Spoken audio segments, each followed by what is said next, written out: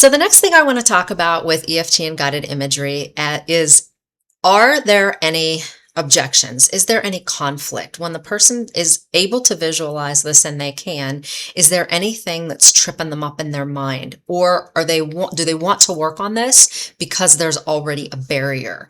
If there's a barrier, we would back up before we start to tap, and I would address any type of what are called psychoenergetic reversals. This is not necessarily an EFT concept. This comes from our TFT leaders. It's where it started.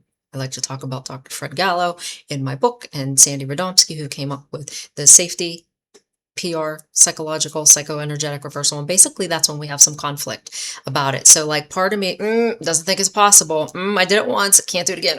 Not sure. So first we want to address those. And they're too complicated for me to just explain how to do it in the video, but I'm just explaining to you that this does come up with athletes. And if you're an athlete out there, you're not alone. If you're feeling like, it's okay, injuries, it's not safe for me to do that again.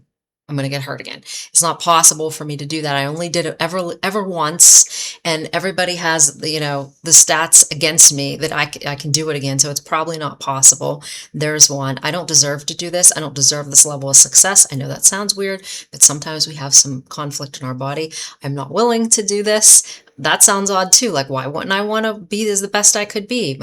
Because it might affect something else somewhere. Let's just leave it at that. So before we get into tapping, we're going to address one of these reversals. They're an easy correction on the karate chop point, we call them, and then we're going to move forward with the guided imagery that I talked about last time. So stay tuned for more. We'll pick up how I actually go through tapping.